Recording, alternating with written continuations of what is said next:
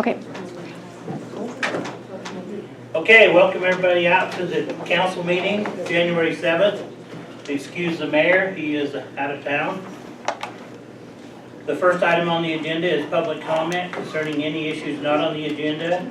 Does anybody here have any items that need to be brought before the town council that doesn't have an agenda item? Everybody happy? We'll hit it in the agenda then. All right. That takes us to item number 2, business licenses. We have Jill's hairstyling renewal. We've had no complaints, no impact. Entertain a motion? Go ahead. I move we go ahead and grant renewal business license for the Jill's hairstyling. Okay, have a motion. Is there a second? Got a second? Any discussion? Seeing none, call for the vote. All in favor? Aye. Motion carries. Okay, item number 3, Gilbert Stewart, audit presentation. Podium George.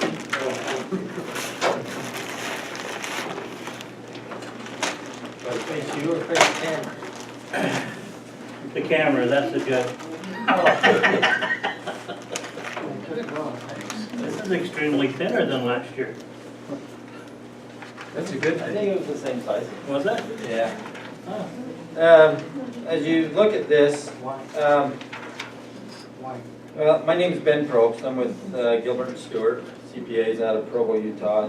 Plus we also have an office here in Heber.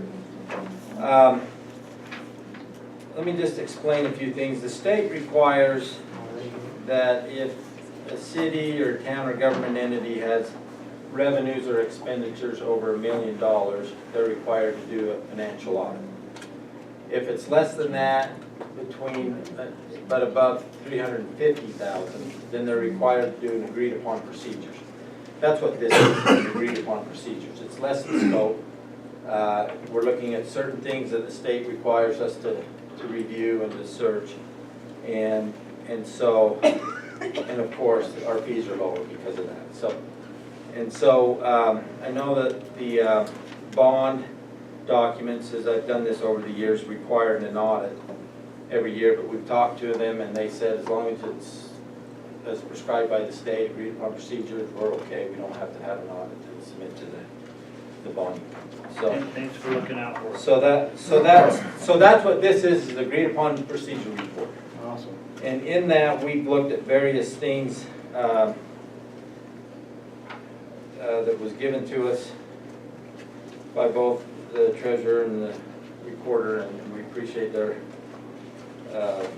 providing us with the necessary information. But we looked at the revenues, and we looked at disbursements, and we reviewed them.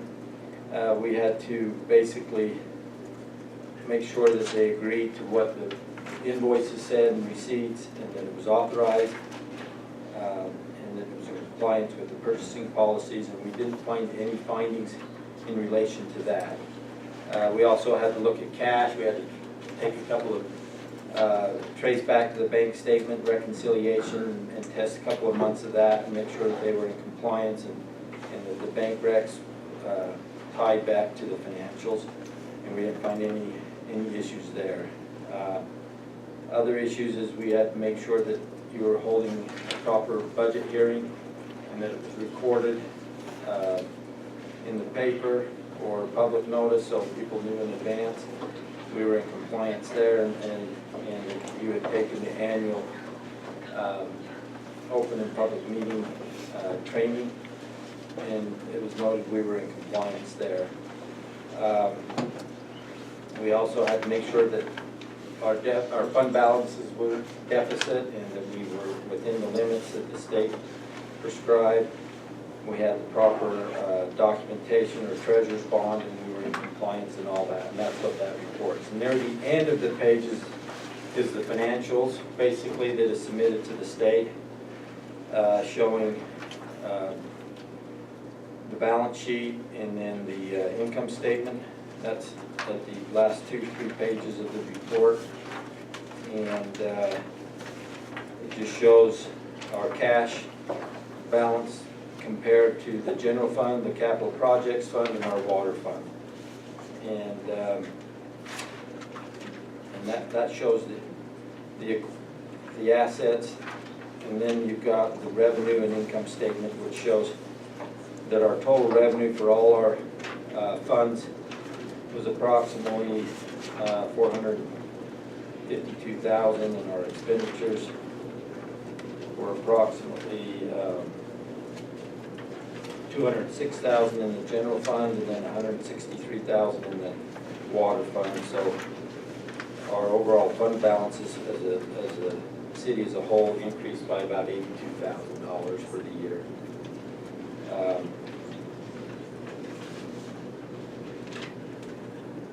We were able to meet our debt obligation, and we paid down the debt about $40,000. And so that's basically the report. Again, I know we just got it to you tonight. If you have any questions, if you go through it, or if there's any questions now, I'd be glad to address it. But if you see things, feel free to give me a call and we can discuss them. But otherwise, we're in compliance. We've submitted it to the state. I'm not sure if it's been both. Has to be certified by probably the mayor or the recorder, and I'm not sure if that's been submitted yet, but I'll verify and make sure it's working. So I have the paperwork for that, Okay. but the mayor's out of town, and That's- so he had just said just to get it to him. Okay, and that's fine, and then that'll be submitted, we'll be compliant for another year, so.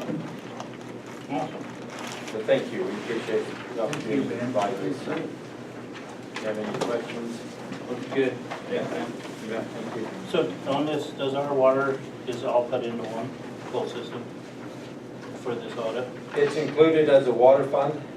Okay. It's in there as an enterprise. You can see that back here. There's a column here for the water, Mm-hmm. and that's the revenue and expenditures that we have for the year. And Okay. it includes that is depreciation. Oh, okay. So. That's too low. We have a higher depreciation. Yeah. So that's why, I mean, the water for the year with the depreciation showed about a $27,000 loss.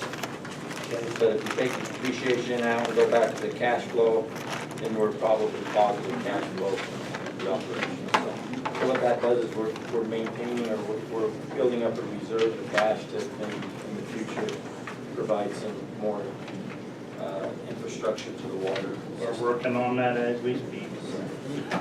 Thank you. Okay, thank you.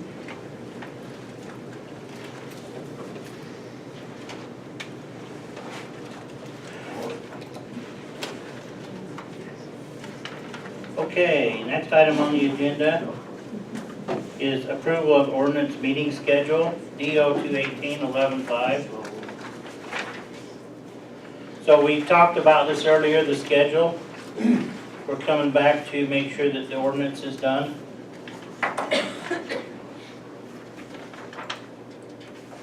So we talked about what the meetings would be on the first Mondays, and the town planning would be on the third Wednesday, unless there was did we identify any? Just the one for planning? Just the one for planning, okay. So we voted on this earlier, we just need to vote on the ordinance and have it voted on here. The purposes of the ordinance is to adopt the 2019 meeting schedule for the town of Daniel, Planning Commission, and Board of Appeals. Be it ordained by the governing legislative body of the town that all meetings will be held in the Wasatch County Services Building located at 55 South, 500 East, Conference Room B, except for September meetings, which will be held the second Monday of the month due to the federal holidays, and the monthly town council meeting shall be held on the first Monday of each month at 6 o'clock p.m. The planning commission meeting will be held on the third Wednesday of each month at 7 o'clock p.m., except for April, which will be held the second Wednesday of the month. The Board of Appeals will meet on the first or second Tuesday of each month at 7 o'clock as needed. So we get an application for the Board of Appeals, that's when they meet. The published schedule is subject to change by the town officers due to unforeseeable circumstances and will expire on December 31st, 2019. Any town officer is hereby authorized to provide notice of the scheduled meetings, meeting cancellations, and/or meeting date changes and agendas for such meetings in accordance with the laws of the state of Utah. And then, of course, a copy of the ordinance is attached to the schedule here.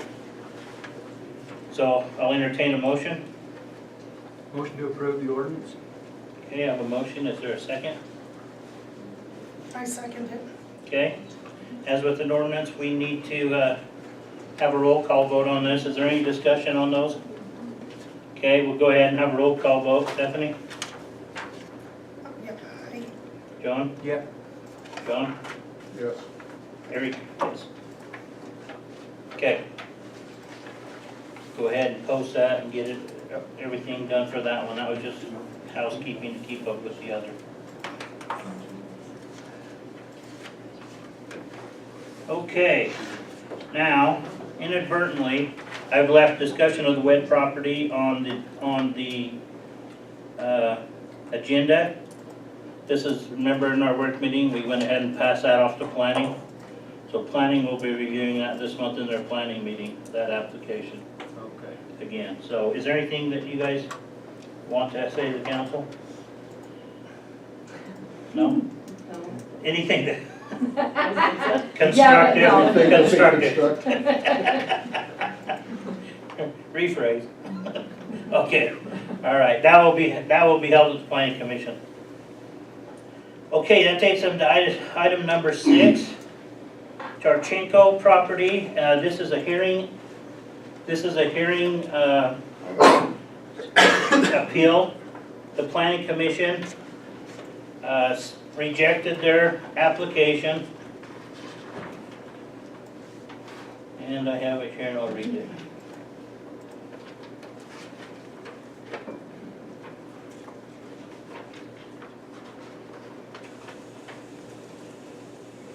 Please be advised that the Daniel Planning Commission recommends the following. Commissioner Waite moved to recommend to the town council that they deny the application. Okay, so that's the recommendation from planning. So they're here to appeal to the town council that decision. So, it's all yours. You want me up there? Yes, please.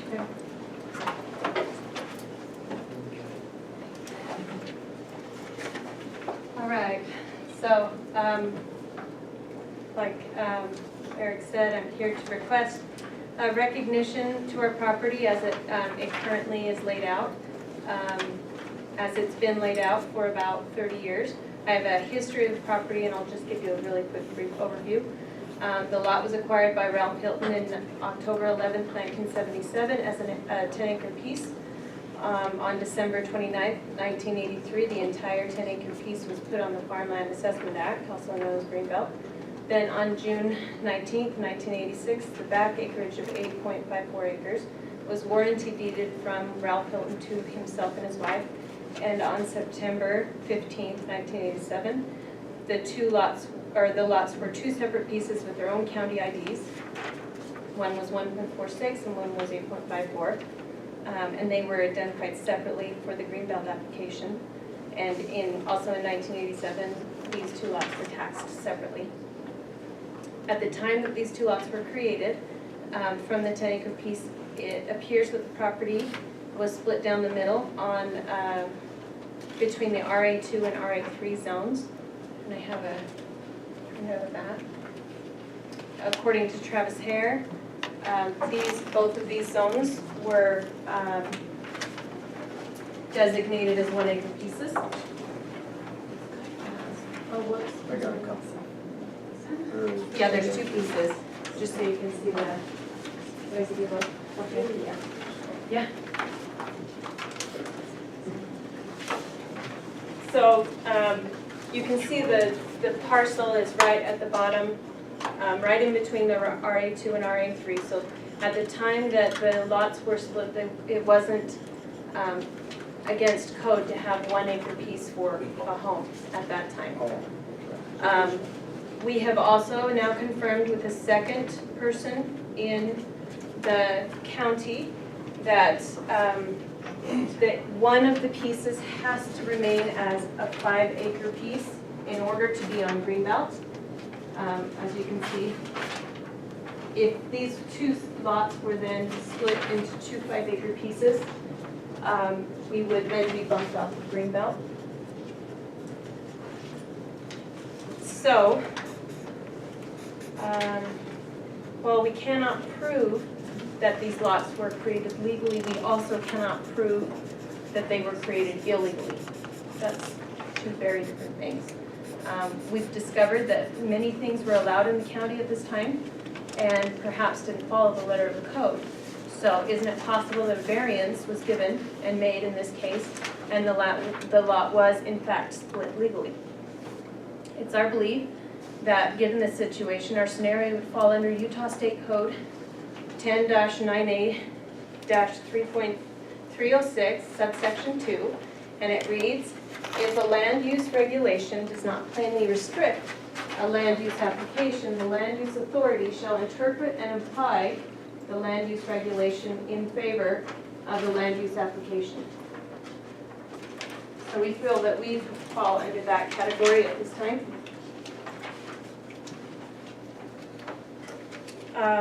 I've reviewed other lots and parcels in the town of Daniel from the county plat map. And I have a printout of that as well. And there's only one other piece that's similar, and I have to post up with that as well. All the other pieces are very, very different than what our scenario is. And the other piece that's similar only has a total of, I can't remember, was it a little over 5 acres? A little over 6. A little over 6, with already a building already on it. So this is our piece, and this is the one in blue.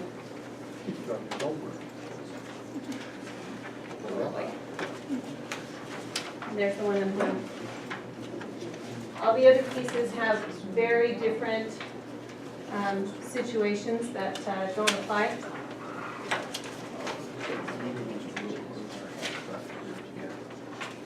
We have the necessary easement across the frontage, okay? And we have the acreage that allows us to be able to have this recognized in this way. Let's see. So here is a copy of our survey, and you can see a dotted line of where the lots are. There's also a legal description on the side that identifies where the lots are. We ultimately hope to do a lot line adjustment.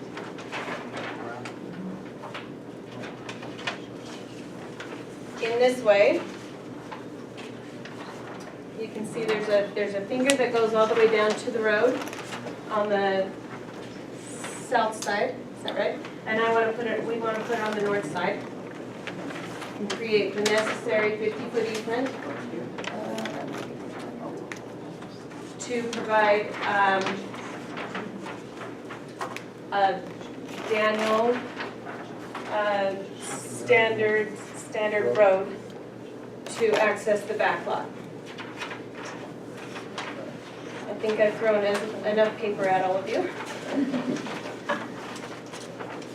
So, as I said before, our lot is distinct because it has the required easement, or the necessary frontage to allow a 50-foot easement on the north side. And I think that's it. Would you run back through your history? You bet. So, So these are when the lots were created and how it was, the timeline. yes.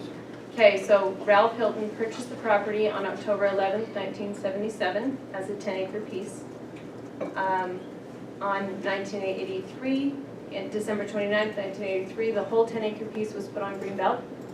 And then in 86, that's the first time that we see the back acreage of 8.54 acres, and that was deeded from Ralph to himself and his wife. And then in 87, these two lots had their own county IDs, and they were identified separately for the Greenbelt application in 87. And also in 87, that was the first year these two lots were taxed separately.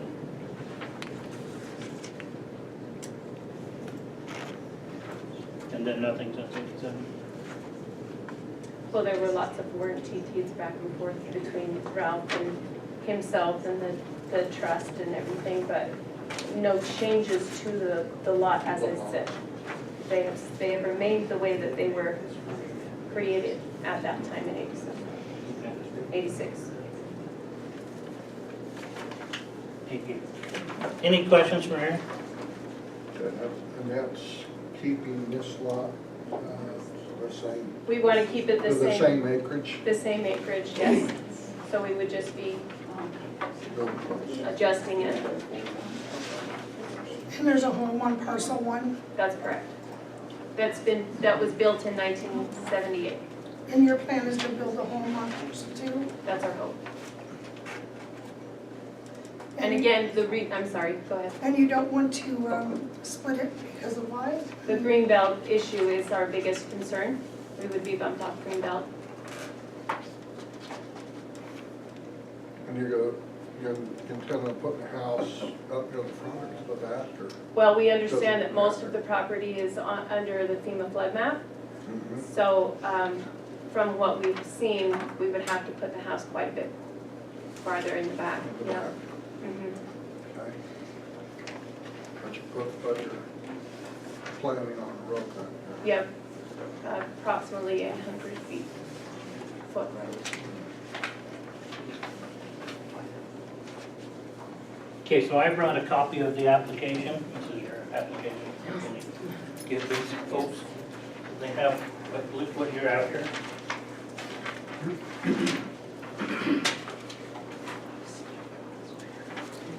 You guys probably have that.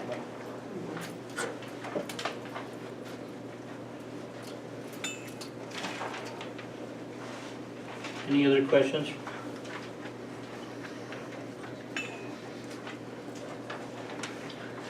Last it was done in 86 and split, and in 87 it's been taxed according to this.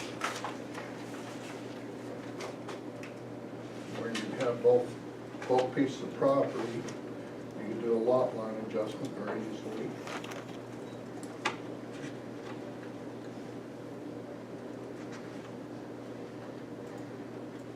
And enough for a secondary road to give you the frontage.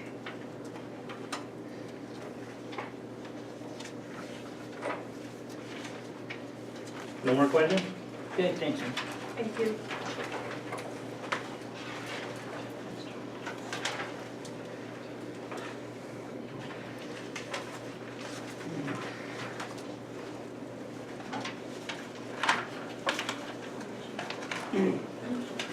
That's my suggestion.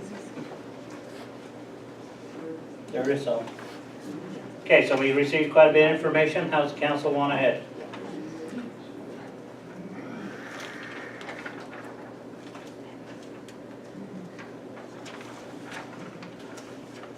Well, it creates an illegal, excuse me, Yes. yes, That was the planning's thought also, that okay. we have, throughout the town, we have definitely, you can go in and deed off a certain section without the town ever knowing. And clearly, that's what happened here. What should have happened was a subdivision should have been filed, and that's not what happened, but, so here we are to fix it. How's the council want to move on this appeal?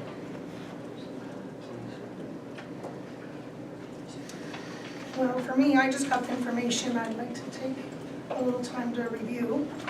Okay? It's always a good idea.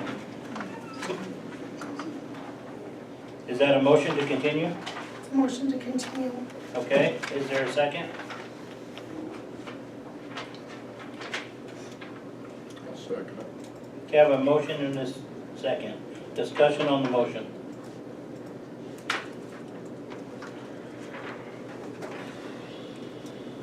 So your comment was that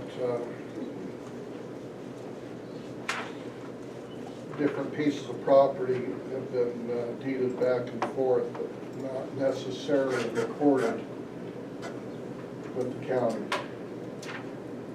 as or doing a legal subdivision. Well, you can go in and record anything you want. You can Yeah. draw a line down the middle of your property and go in and record that. You can grant yourself an easement on your property. All those things are legal. You can do all those things. The problem becomes when you create an illegal lot. Then we have, that's when you run into problems. Of course, with the realtors, Yeah, they have a problem if you sell an illegal lot. A lot of calls I get are for lots in the town, they wanna know if they're an illegal lot. We do have some that have, that were 1 acre lots that have deeded some property away, which constitutes an illegal lot. So they're no longer, they wouldn't be able to have a building permit. It restricts an illegal lot, even at the bank level for funding. So there's a lot of issues with that. But we can't be on top of everything with somebody going to report a line on their property. Eric, I have a question though. Yes, Is it possible that this was done, they received some kind of variance with that little finger that goes out to the road? Is it possible that the county said, yeah, you can do this and it's a legal lot? I can't speak to what the county did. If it was done legally, it would have been a subdivision. And that's how legally, that's how we do that when we separate the lots, it's a subdivision. And there's always a record, And always a record of a Of a subdivision, subdivision, yes. even dated back to this time. There has been. Subdivisions usually carry a, because once you create a subdivision, those are your bounds. And so if you change a subdivision, everybody in the subdivision has to sign off on that. So we have the Bedler subdivision, same thing happened there. Lot lines have been moved, but it's recorded in the Bedler subdivision. Were they all owned by the same person They was, originally? yes. And now it's been two separate owners at this point. And so that's where the conflict came, but it's a recorded subdivision. We can go back to that survey, it's done in the Bedler subdivision, even though the Wilds have purchased that property and then sold a piece off to Reeder, the half of it, or a little less than half, but it's a recorded subdivision. So that's the legal way that should have happened. But you said there was still a problem with that, even though it was done legally? Even though it was done legally, there's still some, we're in court right now, basically for a right-of-way conflict with one of the owners. So, that was Bob Mathis. yeah, Bob would probably would have been, I don't know if he would have been. Yeah. I'd have to look at the plat. Eric, Yes, that other parcel that we highlighted, I can't remember the name on it now, but in my research on that one, that wasn't a filed subdivision either, and they have 3 parcels there, and 2 of the parcels have houses on it.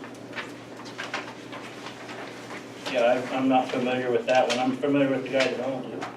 Brent was in here working on one of the trying to change some code for the town with us, Yeah. so I'm not, So, I that's can't my speak thought to his is, subdivision. the parcel that we're trying to not modify the size, but just modify the shape to make the second parcel compliant, Mhm. is that non-compliant parcel already has an existing structure on it, and that's not, we're not seeking any modification to that. Would that, I guess, does that make any difference in the consideration of this? Well, I think the motion here is to continue to look at these items, so I don't know that we're weighing anything right now, they're looking at these items. I did do some research on the greenbelt status, and I'm sure you probably ran into that state code yourself. And I'll just give you a copy of it. The greenbelt status is regulated from the state. It doesn't matter if it's 2 parcels owned by the same person, once you get past the 5 acres. So it would still qualify according to the state law, in my opinion. Again, I'm not But yes. I'm not a lawyer. They did say that if you're building a house, that one of those lots has to be designated for the house. So therefore, you have to have a minimum of 6 acres with the house to be on Greenbelt. Yes. Yes, Yes, that's First. what And then you could have a smaller lot, So it's split into 2 5-acre lots, both of them. right? If it was split into 2 5-acre pieces, both of them would be bumped off Greenbelt and would not qualify. So there's another thing for you to consider too. Yeah, As we look at and that. help me understand this, Eric. Yes, Is this application to create an illegal lot so that they can not pay the taxes and be on Greenbelt? Is that what we're being asked to do? the applicant's right there. I'm not trying to create a lot, I'm wanting to recognize the lots as they've been sitting for more than 30 years. Okay, so I see it different than that. Help me understand how it's different than trying to create a lot that lets you be on Greenbelt so that your taxes are lower. I don't see that as a benefit to the town. I don't see that as a benefit to the citizens of the town. But I understood that the town's hope is to maintain a rural feel. And so how else can you maintain a rural feel than maintaining an agricultural area? Well, if you build a home on it now, at which you can do, from what I understand, you can go build a home on it, right? Agreed.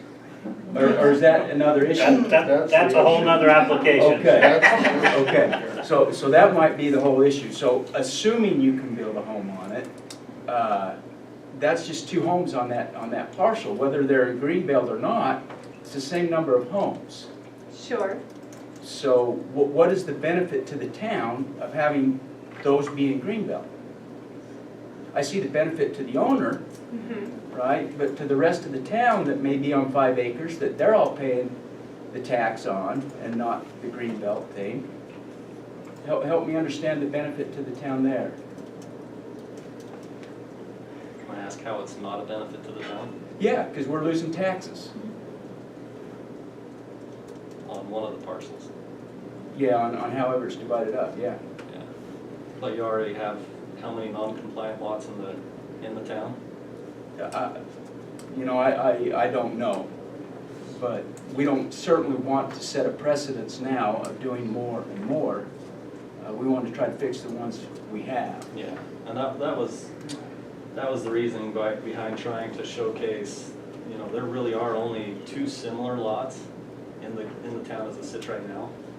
Yeah. And we're not trying to create an additional parcel, the parcel's there, there's 2 separate parcel You're IDs. trying to split it, right? No, it's already split. It's split.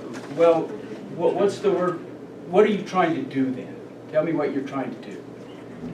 We were told that these lots had to be recognized as they sat in order for us to be able to build another home on the 8.54 acres instead of having to realign everything to 2 5-acre parcels. And so you're not trying to realign to 5 acres, you're trying to leave them as they are, get the one in Greenbelt, Yep. and have this one now that got 1 home on it and less than 5 acres illegal. No, that one has always been legal. The only issue Well, I that guess the it planning depends on how you commission, split it. the only issue the planning commission had was with the back piece not having 200 feet of frontage, right? And our question was, isn't it possible that the county allowed that at that time? So they're changing the road, so we're Yeah, gonna the create road a will come whole. in here. Yeah, so we're I'm trying really to, familiar with the piece. Oh, okay. Eric, I'd like to withdraw Like to withdraw your motion? my motion, yes. Okay. The motion is withdrawn. I would entertain an alternate motion.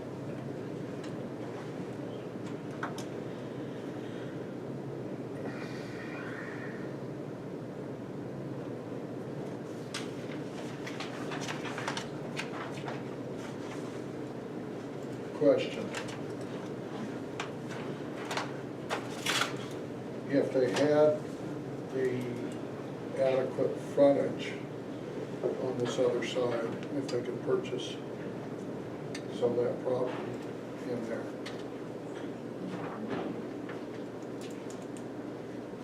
Would that allow, or we're back to the same thing that this was created illegally? It wasn't created in the format that the county recognizes at that time. Well, again, we have, there's a myriad of options they could do on this property. What they're asking you to do is to recognize their application as that lot is recognized, those lots the way they are. Then once that happens, then they'll go through their, if that was to proceed, then they would move through the lot line adjustment and whatever other items they would need to secure a building permit.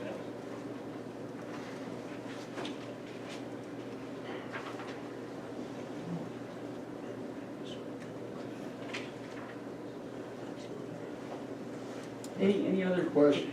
Go ahead, John.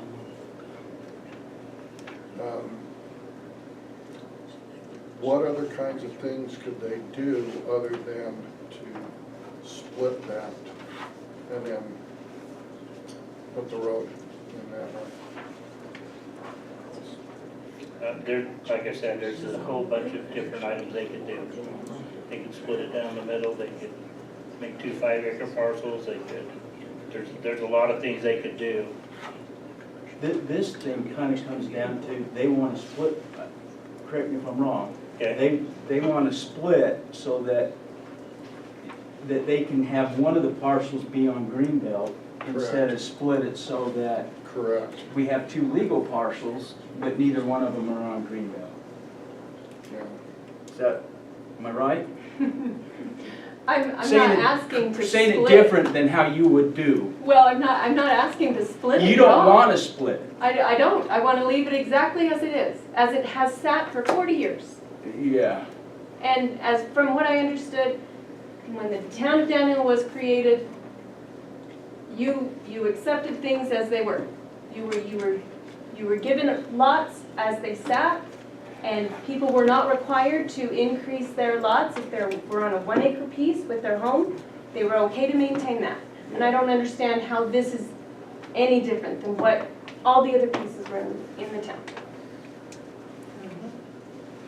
If they put a road in there, they'd still be paying substantial taxes and then impact fees. Well, but we're gonna create an illegal lot by But switching then the that access. gets It's down not to an the- illegal lot But we'll because be- we'll be building a road that gives you the frontage that you need. It leaves that front one, The front one still has 100 feet of frontage. yeah.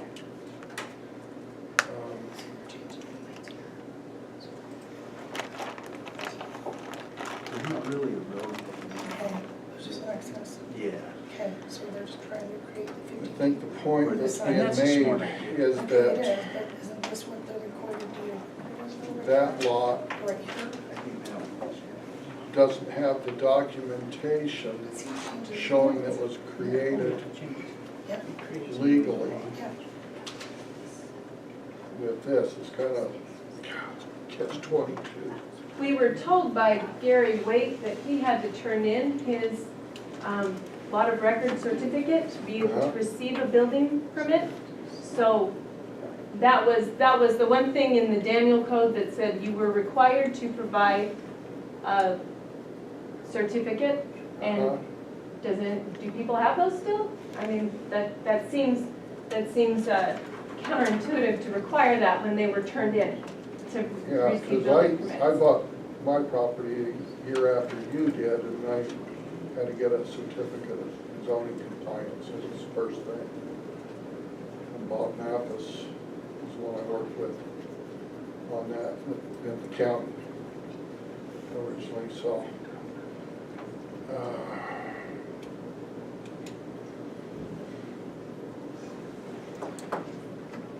Okay. Do you need more information? What do you want to do? Entertain a motion if we're to that point.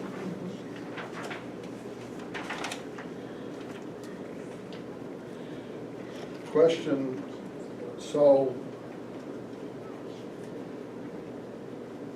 the downfall from your perspective is if you created that into 2 5-acre parcels and you're off the green belt.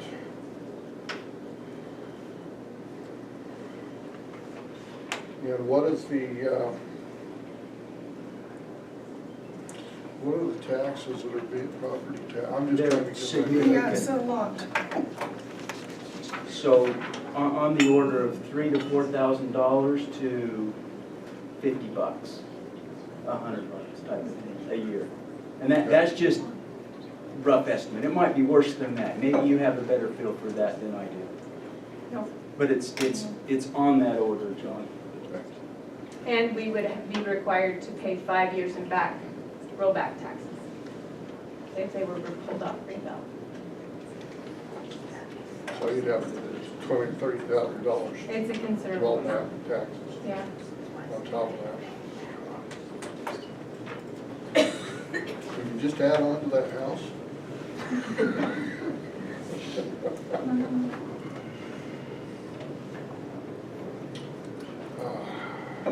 So Eric, was there any other discussion? I was at the planning meeting and I think I heard by far the majority of the discussion, but Pam and Eric, was there anything that we're missing that might help provide some insight into this discussion here? Well, what I remember was that, and you guys can correct me if I'm wrong, was the, I don't want to say problem isn't the right word, but the concern we had was the legality of the lot when it was done in '86. And we didn't really know what to do with that because it wasn't created legally. But that doesn't mean that it wasn't created. No, it just wasn't done the way. Other lots had at the time, Correct. but it's possible others were. Anything's possible. Yeah, it is. And so that was kind of the, I'd say that's what we kind of hung our hat on, was that piece is what I remember. Yeah, I think that's basically what it came down to was the burden of proof. Was that created legally? That's squarely upon the applicant. What they provided did not prove that it wasn't legally created. And then that leads back to what the Utah State Code says about a land applicant. If it doesn't plainly restrict, then the land use authority should favor the land use application.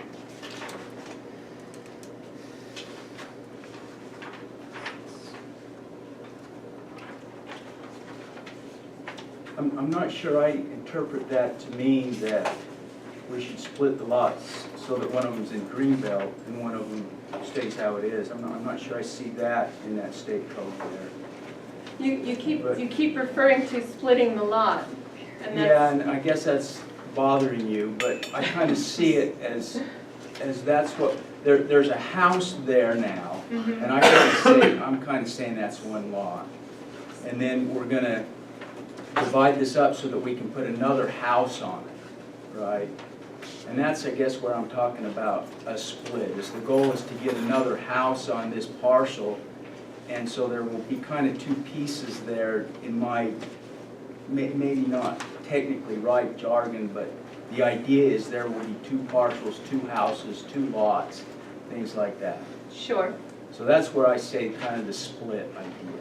And I okay. understand you saying we don't want to split it, that it's already been this way, we want to just keep it the same. Right, But it legally wasn't split that we've been able to determine. And so that's where I kind of come back and say, well, maybe we are splitting it then if we do it legally. So that's where I'm coming from with that. See, the other thing that I see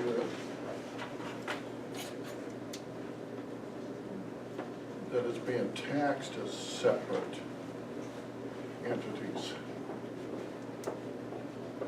There's the other point.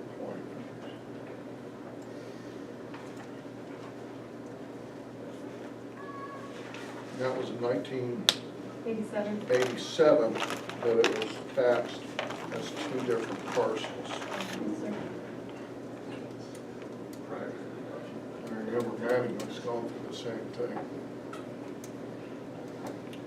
2 acres off the, well, 22 total, and there was 2 acres back in early 90s there.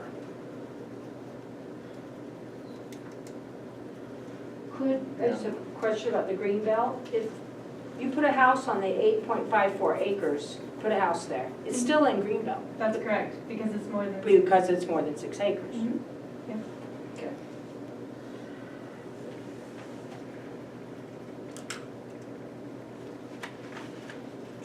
I believe they ended up splitting that because they had the 2 different tax. As soon as you draw a line through the property, it'll take a year and then it will come as two, because it gives it a separate parcel. It's a separate parcel number. But A parcel's different than a lot. Yes, but it would have, but it was, so back at that time, the procedure should have been not only separating that 2 lots, but putting in for a 2 lots. Right. Right. Instead of a parcel, they would have created a lot. Then they would have got their lot of record certificate. And that's what we've had people come in and hand us, is that lot of record certificate when they go through that process, so. But that, was that certificate then, was that handed into the town of Daniel? Yeah, we've received one from the Trinnell property From that one, for that. for his that- parcel. That parcel. And then you heard Aaron say that Gary had to turn his in. That's what they did with them. Here's my lot of record, it was created legally, now I'm here for a building permit. So they collect that lot of record, which we would do the same. So we collected that lot, and that's in the file. It says, all that paper does, it says, we did it, this time, it was legal. So we have a bunch of those along Little Sweden Road that are less than 5 acres, Yes, that it was created legally, they have a lot of record certificates in hand. that's like Mill Road. As also, So is mine. right, but they went through the subdivision process, Yes. and that's how they got those.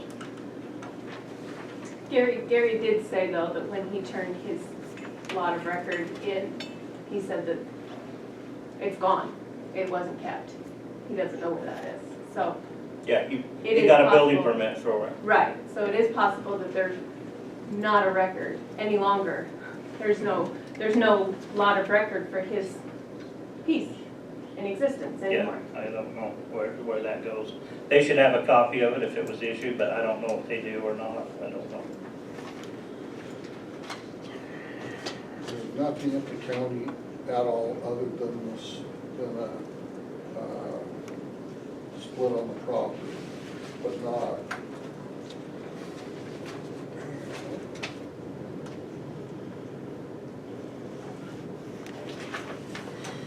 Okay, so we ready for a motion?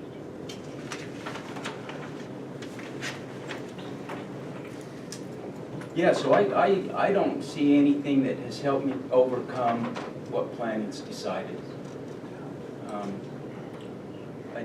You had 9 or however many on the planning commission rigorously go over this and think about it, and they're bright minds and discuss it. I don't see anything new here that is substantial that helps me overcome what planning suggests. And so I guess I would make the motion that we go with what planning suggested and deny the application. Okay, I have a motion, is there a second? I second it. Okay, I have a motion and a second. Any discussion on this motion?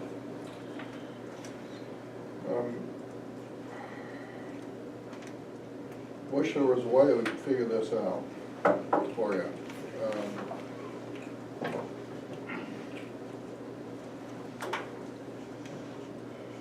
The But thing here though, sometimes that's John, where we hit.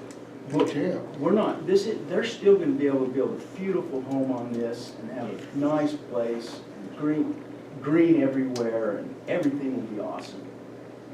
The only thing is, it won't be on Greenbelt, at least at this point. And that saves them significant amount of money, but in general, it hurts the general population of the town because How? the tax that you guys pay for your property tax helps the tax burden of the town of Daniel, right? If we were all on Greenbelt, then there would be a lot less property tax going around to pay for things that support the town, right? So it's, I don't see the vested interest of the town council trying to get everybody on Greenbelt. I don't see That's that. not, though, that is not what Utah State Code says. It's not about how the town can benefit financially Oh, from a scenario. That's true, but when we And make- this specifically says if it's against the, if it's not plainly restricting the land use application, if it's not against the land use regulation, it should go in favor of the land use application.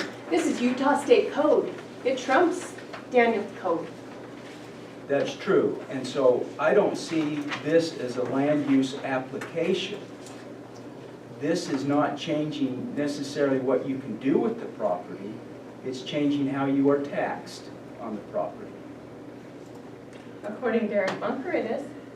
It's, He said that he's not sure that we would be able to build a home with houses. well, that's because he can't read the planning commission's mind and all of that, but if you have a 5-acre lot and meet all the requirements, then it likely would be able to do that. And even if you were to split that into 5-acre lots, you would still have to do that lot line adjustment to put a road back there, is that correct? There's several options. Again, they haven't applied for that. What they've applied for is to see if you'll recognize the lots as they sit. So that's why I say I don't know if you can build on it, because you haven't applied and it hasn't gone through the process. And I'm real reluctant to tell anybody they can do anything without going through the process, Yeah. I would which is why I'm still here. try to entertain any all other options. I feel bad for you, but it's according to what is presented, and even that, I've got to go along with John and Stephanie on that.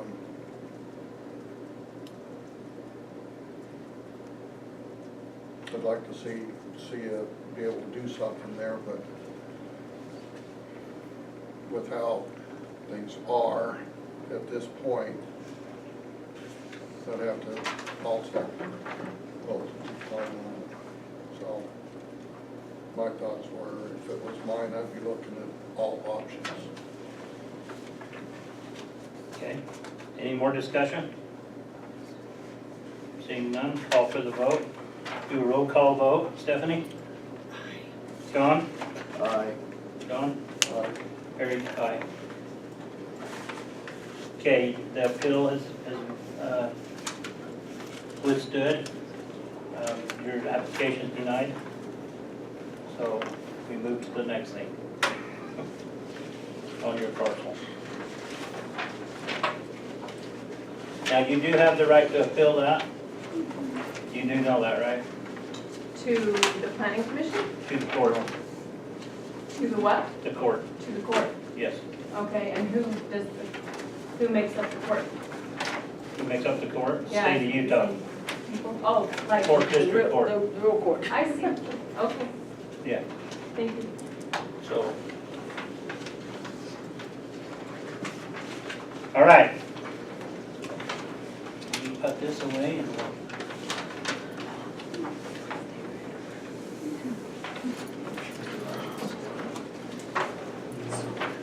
I'll count this part.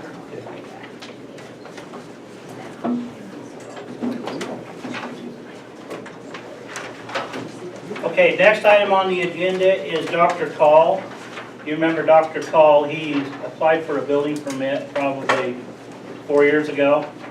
It has since expired. And so he's come back in to get another building permit. What we're here to discuss is the fees, because he's already paid an impact fee when he got his first permit. And what else, Ryan? We're pretty sure he did the impact fee, I still can't find, but that's, if he wants the connection, we'll make sure that was paid. Okay. But I guess, to me, the bigger question is this is one that's come back. We have others that need to come back someday, I hope. It is basically, the permit was issued, they've dotted all the i's, crossed all the t's, paid all the fees, started construction, got somewhere along the way, right? They broke ground, they poured the foundation, maybe they put up some walls, and then they stopped. The permit expired, the 1-year extension expired, so Dr. Call was 2013, for the record. And then they come back and said, we want to continue to build. Now, to their credit, they've come back and they've acknowledged the permit's expired, which is better than some, and they'd like to do the right thing. Do we? Yeah, what kind of contingency do we have to address those types of issues? So I looked, and the permit fees they charged versus the fees that the town was charged to do the inspections, there was a net of $400 that they paid the town that the town did not then use for services. That said, every year we go back and we look at what the town received in building permits and what it cost to manage the building permits, and we adjust that rate schedule, accordingly. So we've adjusted the rate schedule based on that $400 being a net plus. To me, it's a bigger issue than just Dr. Call, because we know we have other permits that have or are about to expire that aren't done. One option is to say your permit's expired, go get another one, submit new plans, maybe, bring it up to the current code, and if that requires, tearing things out and replacing them, then that's the way it is. If code had changed. If code changed, for example, Code changed. you used to be able to have 12 outlets, now you can only have 10, well, you need to go back and rewire, for example, just one example. Minimal things like that, and the impact fees have increased substantially since then. Yeah, right, and the impact fees I think are easier. We have a policy, we did that when we raised the impact fees. A lot of people came in and paid their impact fee right before the new impact fee took effect. Yes. Whether they built or not, the impact fee for that parcel is paid for. They have a connection that they paid for. Okay. So I think the impact fee on most of these is fairly straightforward. If the impact fees are paid on the parcel, they're paid, and if they're not, Yeah. they're not. But we have the 2 impact fees, right? But we have the transportation and we have the water. Right. And the transportation can vary depending on the size of the structure. If you get a bigger structure, change the use, then it can go up, then you pay the difference. So the building permit has included those impact fees. They're listed separately. So we track those, we track impact fees separately from the building costs. So can we take into account what had been paid? The impact fees were already paid. So that's Like I said, I think the impact fees, I think we can separate out because it should be, the impact fees were either paid or they weren't. it's just more or less, it's the inspection and different things that might have to change on the building on the engineering. It's the plan review and the inspections are Yeah. the lion's share of what we're talking about. That's what that's the cost the town will incur. So that's what we would at least want to increase or charge a fee to offset for those increase. But as far as the impact, So my concern with the easy answer is your permit's expired, come get another one. And if the code changed, sorry, the code changed, update it.